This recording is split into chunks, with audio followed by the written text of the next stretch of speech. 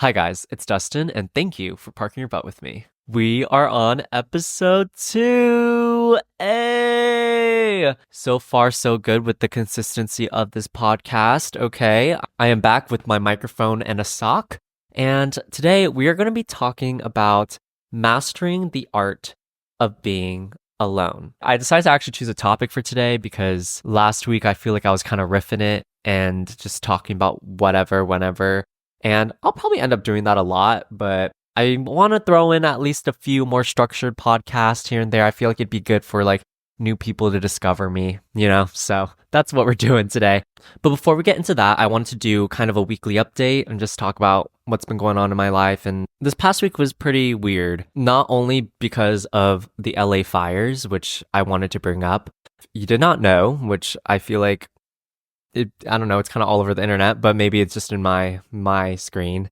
There are fires going on in Southern California in the LA area, and it's pretty devastating. Like, it's destroyed a lot, and a lot of you guys already know this. I lived in LA for almost 3 years and moved out not too long ago, literally just a few months back. I have a really large community there. Like, I have so many friends there, and some of my friends were affected and lost their homes. Like, they burned down to the ground.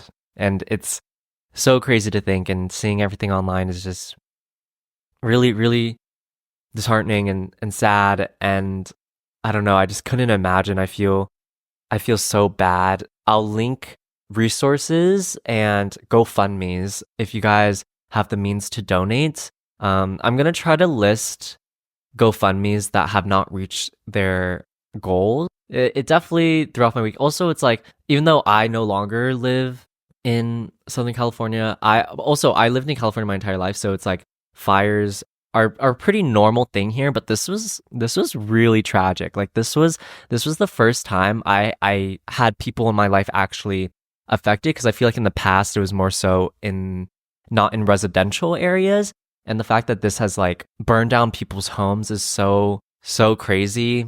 I don't even want to say this because I feel like it sounds like it's like making it about me, and I really don't want to make it about me, but I also feel really bad that I'm not there. Like, I feel very grateful that I moved out when I did, and that I'm not like there, with the potential of like my home burning down, but I also kind of feel guilty that I'm not there to like physically help out and volunteer and like organize stuff. I've donated, but I feel like, I don't know, I feel like that's just not a lot.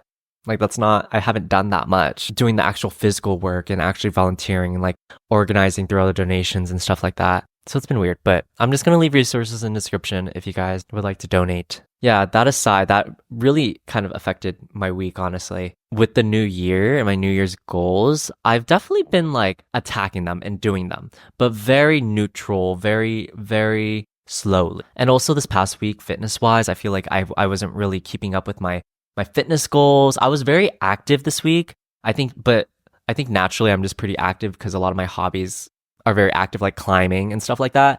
But I didn't go to the gym and lift that much this past week. I was really lacking that way.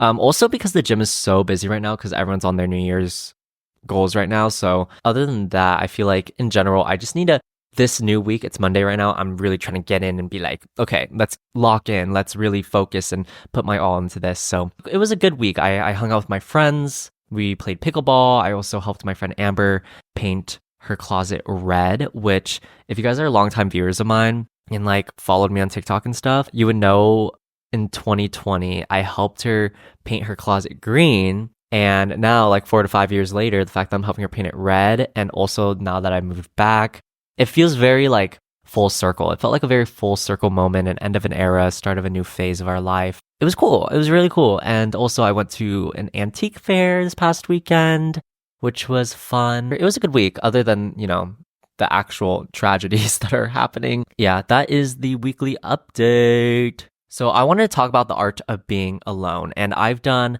plenty of videos on this. Like, if you guys are longtime viewers of mine, I've done so many videos of this. I literally have a video called The Art of Being Alone. It's like 3 years old, but this is going to be a crash course. At this point, it is 2025. If you have not mastered the art of being alone and you can't do shit alone and you're still on that wave of like, oh, I need to have people around me. I need my friends. Like, I'm blah, blah, blah, blah. Like, it's 2025. Okay. Like, we need to whip y'all back into shape, okay? Or whip y'all into shape. That's very 2020. 2020 is very like, oh, I'm so lonely and I need friends and I need people around me to do stuff. And like facts, like true. We're human beings, we need social interaction, but if you can't go to a restaurant and eat alone, if you can't go to the movie theaters alone, if you really want to do something but you can't do it because you're going to have to do it alone, we need to whip you into shape. So that's what this is for. And also, I kind of wanted to record this because I may or may not possibly get into they might watch this. But I may or may not possibly get into a relationship soon. So I wanted to record this specific topic before or if that happens, because I don't know what's going to happen. What if I get blinded? What if I become biased? You know what I mean? What if I lose my ways? I don't know. I'm trying not to, but I feel like doing it now is better safe than sorry. So you might be thinking, why the hell would I listen to this rando dude? Well, I grew up with not many people in my life. Okay, guys, I grew up with not many friends. I think that's honestly why I had a YouTube channel, was because, first of all, I didn't grow up with that many friends. I grew up lonely, grew up very, very lonely. Like, a lot of the reasons why I was really sad growing up was because I was so lonely. Like, that was the root of my sadness. That kind of made me like get into YouTube. I feel like I had so many parasocial relationships with YouTubers. Every day after school, I would turn on a YouTube video. And I think that's why I have the problem now where I always need like a YouTube video playing or a podcast playing, because it kind of helps me feel less lonely. It's a really bad habit that I'm trying to break now, but growing up, I think it really saved me to have like YouTubers to watch and to connect with. And that being said, that kind of led me into becoming a YouTuber myself, because I really didn't have that many people to talk to. So, of course, let me talk to a camera. That was my solution. And that, I feel like that's kind of how I ended up where I am now. Since then, I would say I feel like my self-love and being alone, independent journey, it kind of was instilled in me throughout my entire life. My parents were very strict. I wasn't allowed to like hang out with friends that often. Also, that being said, I didn't have that many friends to begin with. I would only like hang out with my friends maybe once a month. And other than that, I'm like at home doing my own thing alone. Had to cook my own meals growing up as a kid. You know what I'm saying? I would say I know a thing or two about being alone and being independent. And also, I feel like when 2020 came along, or 2019 is when I really started like my self-love journey and this whole mastering the art of being alone. I just was kind of over depending on people. I was tired of being disappointed by people, disappointed by friends, disappointed by anyone in my life. I just started doing things alone. Like, I have this video on my YouTube channel called Taking Myself Out on a Date. And in that video, I go to the movie theaters by myself. That was the first time I ever went to the movie theaters by myself alone. And now I love that shit. Like, I feel like it's very common now. Like, everyone does that now. But a few years back, I feel like not that many people did that, or at least documented it and like talked about it. That video, me making that video, was the start of my being alone journey and being okay with it. I have many years in my back pocket about this. So, all right, that's enough Gavin. Let's just get into this. I'm not gonna sugarcoat this shit. I'm not gonna make it all flowery. I'm just gonna tell you guys some straight up advice, to-dos, like what you need to do, and the mindset that you need to encapsulate, okay? Take action. This is like the number one thing. I feel like so many people, when it comes to achieving a goal, you guys be using your brain too much. People are thinking way too much.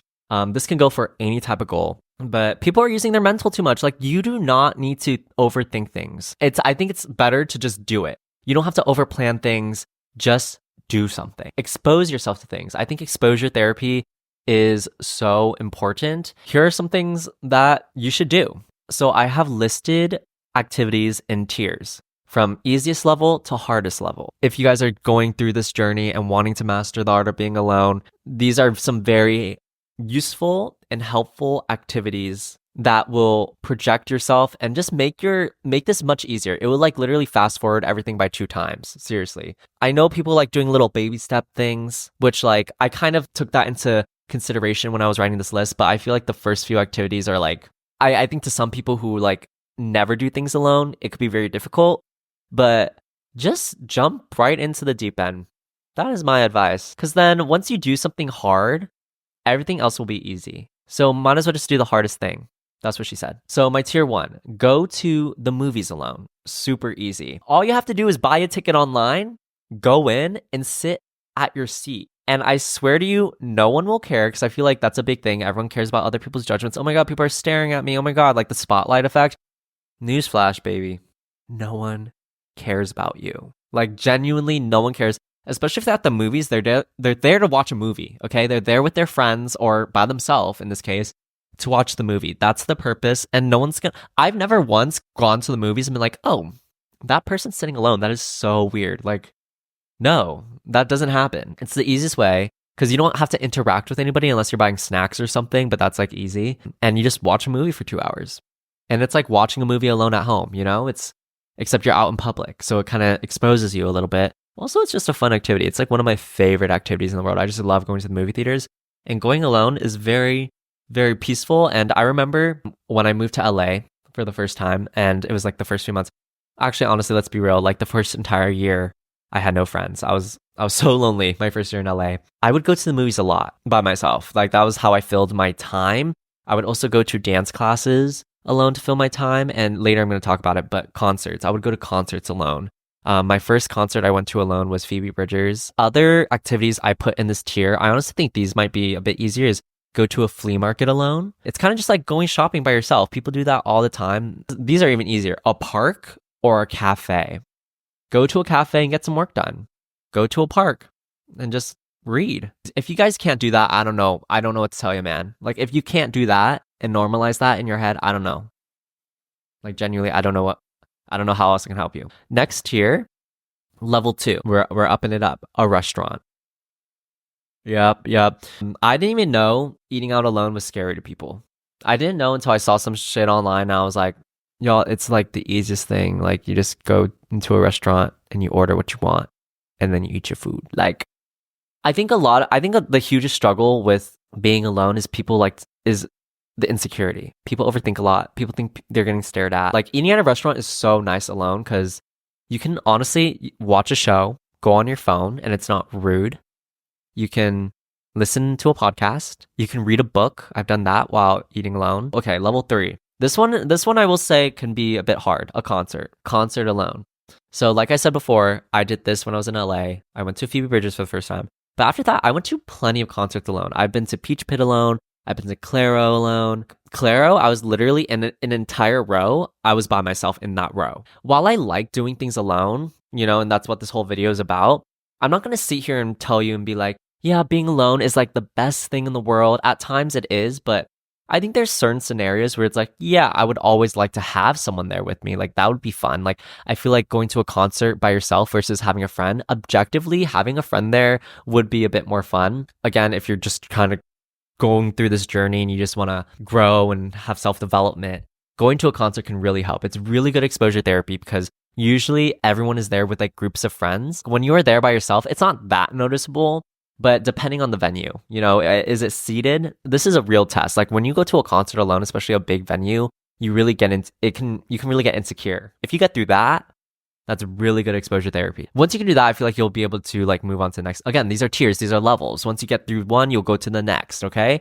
I remember like every time I go to a concert though, it's fun. Like obviously I love live music, but I can't sit here and lie to you guys and be like, oh, it's more fun than being there with your group of friends who also love that artist. Like I feel like music is about connection, human connection, and going alone just isn't as fun. But the good thing is like when you go to that concert, everyone likes the artist. Like you guys already have a similar interest. So it's a really good way if you want to make friends. I'm not going to be a hypocrite here, even though most of the times I am, and be like, I've made plenty of friends from concerts. That's a fucking lie. I haven't. Because usually when I go to a concert, I'm just dead silent. Like I don't talk to anybody. It's awkward. It's a bit awkward. I will say, it's not my favorite thing in the world, but I'll do it if no one likes the artist and I really want to see them. Usually when I go to a concert, I don't really talk to anybody. Like I'll just stay in the back. I'm just enjoying the music. That's probably something I should work on is like if I go to a concert alone, again, I should try to make friends, but I don't. Have I? I don't know. I haven't gone to a concert alone in like a minute. It's been a while. Like that was the start of my journey. All right, moving on from concerts. Level 4. This one's a little bit difficult, I think. I only actually did this past summer when I was in Italy, but go clubbing alone. I think this genuinely to me is still like when people do it, I'm like, respect. I've only done it once, again, when I was in Italy and I was solo traveling. I don't know even why it's hard because, like, all you really have to do is show up and dance. But I feel like depending if it's like a small little club or a small little bar, it is a bit awkward. Good thing you have a little bit of liquid courage. You know what I mean? You can take some liquid courage and that will help you out. That's what I did personally. Okay, let me just tell the story time. My first time going clubbing alone. So I was in Florence this past summer and I really love exploring nightlife. That is something I like to check out whenever I'm in a new city or I'm traveling. I just like to see what the night scene is like. So in Florence, I didn't have any friends. Usually I would make friends like in my hostels or something during my backpacking trip. This was during my backpacking trip. I would like make some friends to go out with. But in this case, my hostel wasn't super social and I did not have any friends that were in town. If I wanted to go see the nightlife, I had to go by myself. So I did that. I went out. I was sober because I felt like being drunk in a foreign place by myself probably isn't the smartest idea, even though I feel like I did that before. So I don't know why I was thinking that. But I show up to this club. It was like a bar club. It wasn't huge. I think I was there too early. Like there was only a few people and they were in their little groups and I was just sitting there on my phone, so awkward. And then you know what? I was like, okay, I need a fucking drink. I need a fucking drink. I need a fucking drink. Like I was doing a lot that summer. I ordered myself a red wine and I got wine drunk. I think I also probably ordered a Red Bull vodka as well because I was getting tired from the wine. And bada bing, bada boom, I'm drunk. And then eventually after I got drunk, people started coming in a bit more. The music was popping more and people were actually dancing and it was getting a little bit more crowded. You think going clubbing alone is hard. Imagine going clubbing in a foreign country where no one speaks English. I don't know why, but I failed to realize pulling up to a club alone in Florence, Italy. Bitch, no one speaks English. Obviously, some people speak English, but like for the most part, like people are speaking Italian. Usually I would try to like mingle, talk to people, make friends. Considering the language barrier, it made it really, really difficult. So I couldn't talk to anybody. Like everyone was just speaking Italian and I was just standing there and I was like, okay. But eventually the music started and like people were dancing, so I didn't have to talk to people. I could talk through dance. You know what I mean? So eventually I did end up just like, I don't know, dancing with some people and making friends with that. Some of them spoke like a little bit of English, which was cool. And I did run into a few Canadians, so they spoke English, so I danced with them for a bit. But you know what? At the end of the day, it all worked out. Was it the most fun thing ever? I won't lie to you. No. Like again, this is like a kind of situation where it's just better when there's people.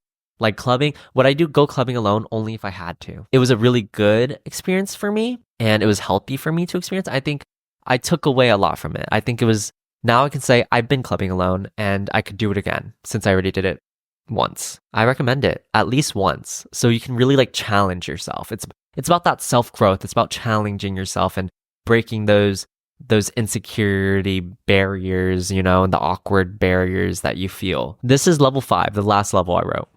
Solo travel. I feel like clubbing is probably harder than solo travel because I feel like solo travel, there's so many different types of solo travel. Like you could just go somewhere like a town over, you know?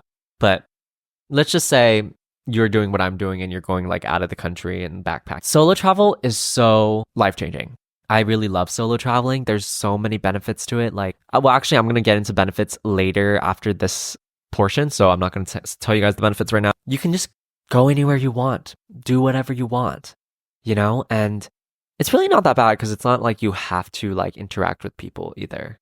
So it's kind of up to you how hard of a difficulty level you want to make this. Going on a solo trip is a really good way to be okay with being alone because you only really have yourself to like figure out things like planes, your route, the places you want to go to, the things you want to do. Let's move on to mindset. This is the mindset you need to remember. You are the only person who will 100% always have your back. Like you can always depend on yourself. And I don't know, it's just because maybe I have trust issues or something, got disappointed too many times in my past.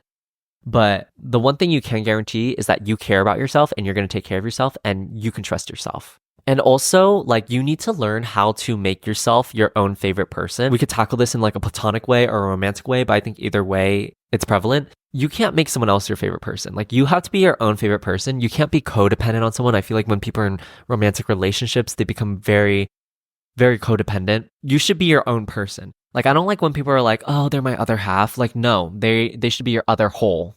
Oh, That's what she said. But you know what I but you know what I mean? Like, I know so many people who are so dependent on their significant others, some of my closest friends included. And, I'm not going to say anything because, that's not my business. But I don't know. I just feel like when people get in relationships, they get so soft and they forget that they're their own person as well. And that they should, be able to solve their own problems as well and have their own independence as well and be their own human being. Have that mindset. Remember, you always have your back. You are your own person. You should be your own favorite person. And don't be too codependent on people. I'm not saying you can't ask for help, but remember, you're your own independent person. Now, moving on to the benefits. If you go through Dustin's crash course on how to master the art of being alone, okay? If you do all those things, okay? You go through all those levels of activities, okay? You go to the movies alone, you go to the flea market alone, go to a park, a cafe, and then you move on to a restaurant, and then you move on to going to a concert alone, and then you move on to going clubbing alone, and then you move on to a solo travel alone. Well, congrats, bitch. You're almost there. You almost did it, okay? You almost got it. You almost got victory, okay? After all those activities, you probably, I think, naturally have developed the mindset that I just mentioned. You always have your own back. You're your own person. You should be your own favorite person. I feel like once you do all those activities, you'll naturally just feel that. But if not, reiterate that to yourself. And now, move on to the benefits. And because for those of you who are like, oh, I don't know if I want to do this. I don't know if I want to do this. Like, what's even the point? Obviously, more self-love and confidence. I feel like that's why we all want to do this, right? We want to be able to love ourselves more, be confident, and be able to go into spaces alone and be comfortable with our own self in those spaces and be able to do things alone. You will not be held back in doing what you want to do, and you will not be affected by others' attitudes, okay? I feel like a lot of the time, for example, like I said, clubbing when I was in Florence, okay? I would have been held back because I'm like, oh, I don't have anyone to go out with. But I would have been held back and not have been able to experience that fun night. Another example is me with climbing.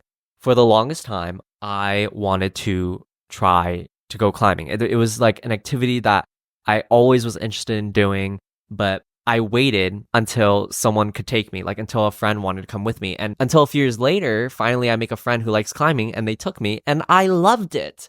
I loved it so much. I regretted not joining earlier because I could have been climbing for the past few years if I just like listened to myself and went climbing when I wanted to and was interested and didn't get held back by not having anyone to go climb with. Like, you could just go do that by yourself. I probably would be freaking an amazing climber by now if I started a few years back when I initially wanted to. And also, traveling. When you travel with other people, you have to take into consideration what they want to do.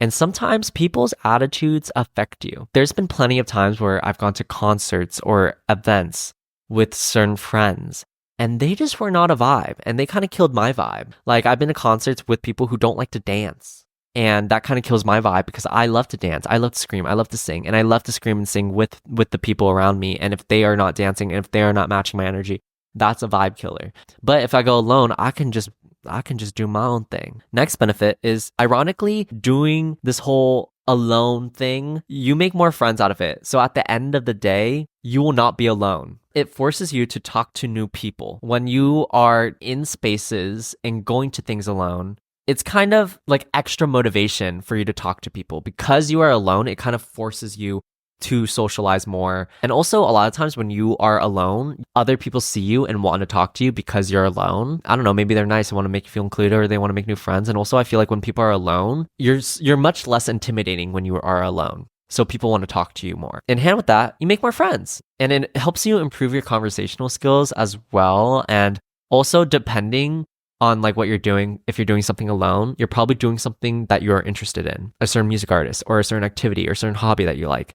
And that way, when you do like socialize with people in those spaces, you both have a similar interest. So that way you can like make good friends who have similar interests with you. And lastly, you have just more focus and time for your own self-development and goals. When you're constantly just like with other people, kind of don't have time to focus on yourself, to focus on your own ambitions.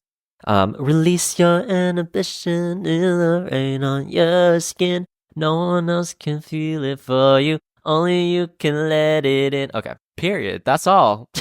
That's it. That's literally all my notes. Easy peasy lemon squeezy. Wow. Like, I wish I could say more. I wish I could say more about mastering the art of being alone, but it's really not that hard, guys. And I don't know if it's just because like I've already reached a certain level where I feel like this is just the norm. If you follow what I've said, I guarantee you will be at a much better place than you are now, wherever that is. Just like go through that crash course, do those things, and I promise you, you'll, if not, be a freaking master. I don't know what's under a master. Be an apprentice. Okay, you're gonna be an apprentice at least. At least. You're gonna see some change. Moving on, let's get deep in the passenger seat. This is the segment where I answer like Q&A questions and give you guys advice. And I get those questions from my Patreon. So if you guys would like to ask me a question and get advice, go onto my Patreon and ask me questions and I will answer them in the pod. Knee deep in the passenger seat. All right. This is a question from Eric. What's it like to move back in with your parents and how has your relationship with them changed compared to before you moved out? So overall, I want to say it's been okay. Like honestly, at the end of the day, I'm really grateful to be able to move back home because I know a lot of people don't have that opportunity and it's really much more chill. Like I'm really grateful to have a much more slower pace of life compared to what I was living before. I'm gonna probably do a whole nother video about living in LA, but it's just nice to like not have to like pay for parking everywhere I go, not have to deal with that much traffic on a daily basis, you know what I mean? And have someone in the house. I feel like that was a big reason why I wanted to move was like living alone. It was so lonely. Even the masters get lonely, guys. Okay, even people who have mastered it get lonely, especially because I worked from home, like being home every single day working. There were days where I wouldn't see people. So I think overall, I'm just like really grateful and it's like pretty chill. I will say it's not like the best thing ever. You know what I mean? Like obviously living back home with your parents and family is hard. If there's something going on in the house, like you're going to be affected by it, right? You know, I grew up in, a toxic household. I grew up with toxic relationships with my family and parents. And while it's better now, it's not perfect. Yeah, there's been a few times I've cried. There's times where I'm sad. If there's like just chaos going on in the house, not even directed towards me, I get affected by it. I get really sad by it and stuff like that. I think overall, I'm here for a reason. I also got to save a lot of money on rent. This is also very temporary. Like I'm here for a reason. I have time to travel more and stuff like that as well. Overall, it's pretty okay. And how has my relationship changed compared before you moved out? I feel like before it was much more toxic. I feel like my parents depended on me too much in a very unhealthy way, very manipulative, and wouldn't treat me like a human being, like with decency and respect. And now that I moved back, I think moving out made them realize things. So now that moving back, I feel like they're a bit more grateful for me, which sounds so weird coming from like I'm the son and they're the parent. But if you guys knew the full story, you guys would understand. My relationships are definitely better. I wouldn't say it's like perfect, but I'm treated more like an adult now, which is really nice. Next, this is from Achilles. How does it feel to experience so much of life at such a young age, i.e. all the traveling? Do you ever miss it when it's time to go back to a slower pace of life? It feels honestly amazing. Like I can't lie to you. It feels really cool to experience a lot in this life, but I honestly feel like everybody should try their best to like experience life at a young age. Like experience as much, live your life to the fullest for as long as you can and as the youngest you can. Life is short. You should be utilizing all your time very well, doing things you want to do. And I feel like traveling is a big important thing to do, especially when you're young. I feel like a lot of people always are like, oh, like I'll just wait till I'm older and when I'm richer and have more money. When you're old, you're not always able to travel. Your health declines and stuff like that. Like I feel like when you're young and healthy is when you should travel. And I feel like it's also the most useful and important because when you're young, your brain is still developing and being able to experience new cultures, experience new places, you learn so much and you grow so much and it helps build who you are. It's really, really important to travel. That's just one perspective, but I think either way, you should just be doing the things you want to do at a young age. I feel like while being young, in your adolescence or in your 20s, it's okay to go a little crazy. It's okay to not have everything figured out, okay? You have your entire life to figure stuff out. Obviously, don't be super stupid, but I think try your best to live life on the edge a little bit. Live life to the fullest. Whether that's traveling, whether that's chasing your dreams, whether that's taking up a hobby that you've always wanted to do. It's so important. And it feels so good. I really can't describe the feeling. Like when I went backpacking this summer, I was really like, wow, I'm really doing the thing that everyone always talks about they want to do. And it feels very satisfying. So do it. Go do what you want to do. Because why? Why not? Why not? Obviously, I know there's limitations. There's different privileges for everybody. Just try your best to make things happen. Do you ever miss it when it's time to go back to a slower pace of life? Not really, honestly, because I feel like I can always go back to it. I feel like I go back to a slower pace of life when I feel like I want to go back to a slower pace of life and I need that rest. But once I've rested, once I get bored of this, I'll move back to like doing that stuff and like a faster pace of life, you know? I feel like we all have the option to do that. Anyway, on Aux this week, music. On Aux this week, I've been listening to the Wicked soundtrack. I did watch Wicked this week, which is my next thing on Aux. It's my second time watching it. I went with my sister. Honestly, not as good watching it the second time. I will not lie, but I still really enjoyed it. I think it's such a fun and good movie. Specifically, The Wizard and I fucking love that song. I've also been listening to a lot of the Good Influences podcast. Also, Upstairs Neighbors. I love that podcast so much. Also, audiobooks. I've been into audiobooks. I'm listening to Loud by Drew Afwalo. I feel like it's for a certain type of audience. If you are a young girl, like a young tween/teen, or you are a man, but like a man that knows nothing about feminism, you should listen to that book. But also overall, I've been kind of liking audiobooks because I have a hard time keeping up with reading, and audiobooks is just like a really good way for me to get my reading in. My last two favorites, I have Objects, so let me go get them.